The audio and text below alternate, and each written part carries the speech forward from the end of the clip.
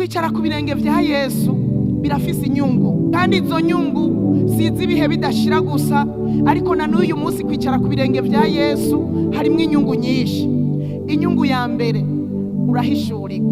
Uyu munsi kumbure habuze ihishurirwa kubera kudatanga akanya gakwiye ngo twicare dutuje ku birenge vya Yesu. Umuntu yicara bebaguzwa, yiruka muri vire, yiruka kudandaza, umuntu yiruka muri biriya na biriya. Akanya gakwiye ko kwicara ku birenge vya Yesu muri no misi ya nyuma kabuze.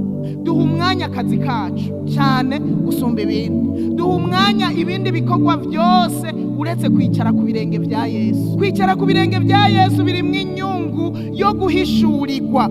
Wicara ku birenge vya Yesu urahishurirwa, ukamenya igikwiye n'ikibereye cyo gukorwa mu mwanya wacu.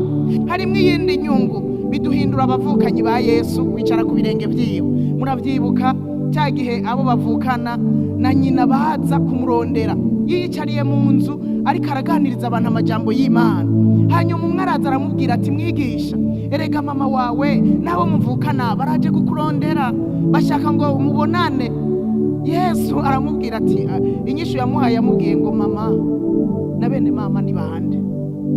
Niyo nyishu yamuhaye, mama na bene mama ni bande.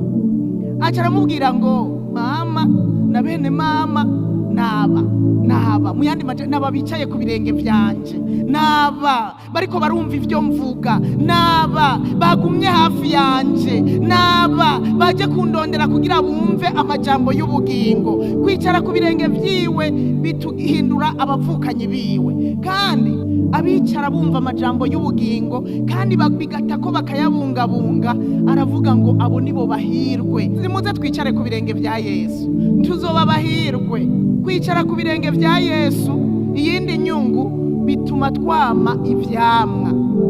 Nagira ndakubwire ngo kwama ivyamwa bizokugora udafise umwanya wo kwicara ku birenge vya Yesu. Abantu bama ivyamwa n'abantu bafise umwanya wo kwicara ku birenge vya Yesu. Nitwaguma ku birenge vyiwe, nukuri n'abatubona bazomenya ko turi aba Kristo.